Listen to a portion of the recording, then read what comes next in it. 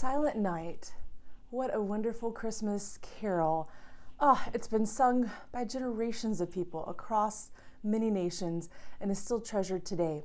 So let's get started on how we can play this carol, one of the most simplest and straightforward ways. So I'm going to actually take a look at the left hand first and talk through the chord progression. You can play a very wonderful version of Silent Night with just 3 chords. And those of you that have been following along on the channel or in my class, you will have seen the cadence progression by now. What's a cadence? It's just simply a chord progression that is most common to our song structure, and that is using the 1st, the 4th, and the 5th chord from each scale. So here in C major, that's the key we're going to do it in today, is the C chord and the 4 chord, our F chord here, C, F, and A, using my 2nd finger there on the F. And then we have later that 5-7 chord G7. It can be played if it feels a little awkward to get the B and the D in there along with the F and G. You could just do B, F, G. So either version is acceptable, whatever can fit your hand most easily. Okay, so then the order of those chords would be 1 chord and 1 chord. There's your 5 chord.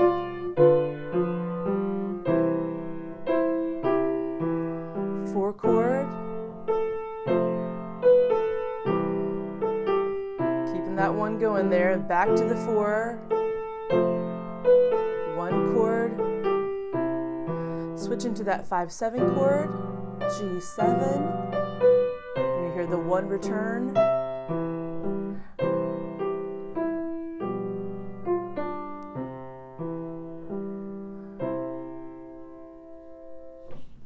yeah, it totally works with just those 3 chords. So that gives you an idea of where the left hand goes. If you're in a pinch and you just need to be able to play this very, very quickly, then I suggest you just play through that chord progression as someone is singing. That is a great accompaniment version. I also want to talk about a way to bring a little more energy to that left hand. You notice that sometimes I played the chords all together, all the notes at one time. That's called a blocked chord. And then later I would play 1 note at a time. It was the same 3 notes of the chord, but I would play them 1 finger at a time. That's called a broken chord. So if you notice on that first line, same chord, blocked, then broken. So you'll notice when the melody is busier, I tend to keep the left hand still. When the melody is still, then the accompaniment, the left hand is busy. Really keeps the energy going so that the rhythm doesn't kind of die when the singers are holding out their long notes. So that's a great idea that you can incorporate into your version. Okay, so we've talked about the left hand, talked about what we can do, 2 different ways to play those really nice chords, and then we want to also bring in the right hand melody. So the right hand is a little bit more of a challenge. It is still very doable, but you want to concentrate on a slight difference than what we've done on beginning level, the church music that we've done and some of our other assignments through the class. It's been a little different. We've focused mostly where the right hand stays within a 5-note pattern. There's the C pattern or the G 5-finger position, where we're kind of 5 fingers, 5 notes. But Silent Night actually tends to focus around 6 notes. For example, C up to A, more of that. So it's a little bit wider than just the C to G, but it's not uncomfortably so. So on this very beginning Silent Night, I'm going to place my 4th finger on the G, not my 5th finger as we were accustomed to, but the 4. This gives me a chance to reach out and play the A with the 5th finger. And then we'll open the hand. You see my thumb and pointer finger playing the C and E, a skip apart. It does help to rotate that elbow with you in the wrist. It does that twice. Okay, now we're going to shift so that the thumb is going to move up to F above middle C. And yep, you got it. 6 notes above that is the highest note there. So this is the new group. So your thumb is on F, the pinky on the D, and then F to B. Your 3rd finger should already be sitting on top of that B. All is calm. Slide 1 note to the left and we'll get all is bright. There it is, that's 6, E to C. And then there's the E to G, 1st and 2nd finger there. Okay, now that gives you the first 2 lines of that. If you need to pause and review that, go right ahead. I'm moving forward to the 3rd line. We're going to go round, John, Virgin, Mother, and Child. So we were here on E and C.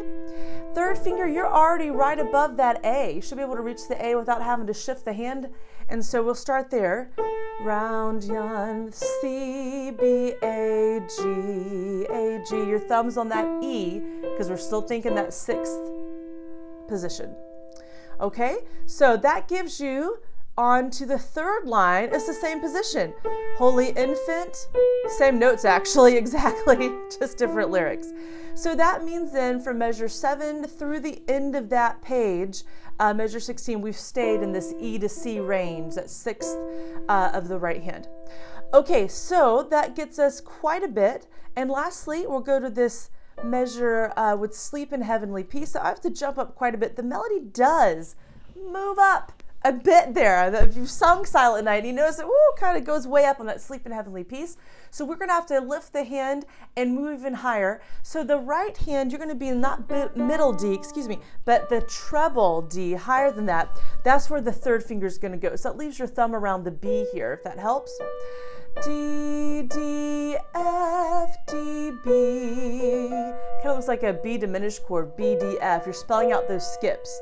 And then we'll go on P, 2nd finger, C, then E. Right, one more time. Sleep in heaven. All skips. Step up to the C and skip to your 4th finger. That's it. Okay, so that's a big spot. Now the last part here, Sleep in Heavenly Peace, the melody skips down. Sleep in. This is actually a C chord. Those of you that know your inversions, it's C, E, G. We've inverted this so that the 3rd of the chord is first and then the top note is the C. But we walk it down C, G, E, and then you can simply put your hand back in the middle C position. G, F, D, there's your thumb. And to make a nice little end at the top, we chime a little bit and just move up. That same position as measure 21. Okay, so I also want to point out that Sleep in Heavenly, that C, G, E, that inverted C chord, that's also the same interval of a 6 that we used on All Is Bright. Remember that from the first part of the song? Yeah. All is bright, sleep in. Oh. So it seems like in that one moment, like, oh, this is really strange. It feels strange in my hand. You've actually already played it. It's just remembering, oh, I know that position already. So I'm hoping that gives you a little bit of peace right there, that you know it's something you've played before. It is doable. So it is a bit busy with the hand positions do shift. So I'm going to take this and boil it down to just the shifts, the hand position shift for the right, and see if that helps you any. So the right hand starting at the beginning, you're here on middle C to A. That's your range. Measure 5 on All Is Calm. You're moving to F and D.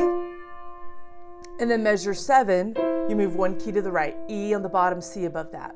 You stay in that position all the way through that, and then Holy Infant, same. Okay, now Sleep in Heavenly Peace, we pick up the hand. 3rd finger's moving to this high D, that means your thumb's on B. Staying in that position.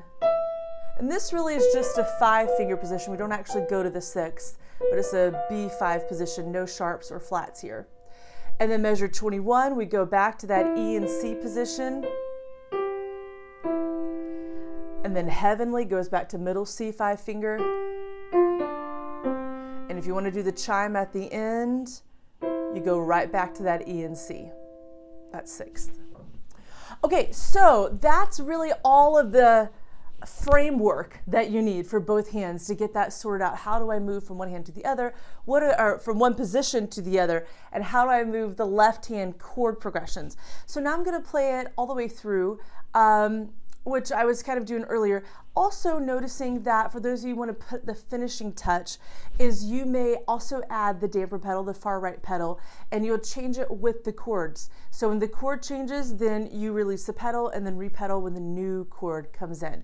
So that's a nice way to, again, add some more fullness to this wonderful hymn, or carol, I should say. Okay, so from the top, and if you would like to play along, you're welcome to. 1, 2, 3. You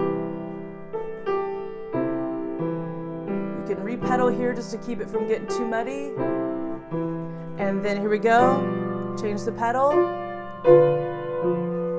And here's your C chord.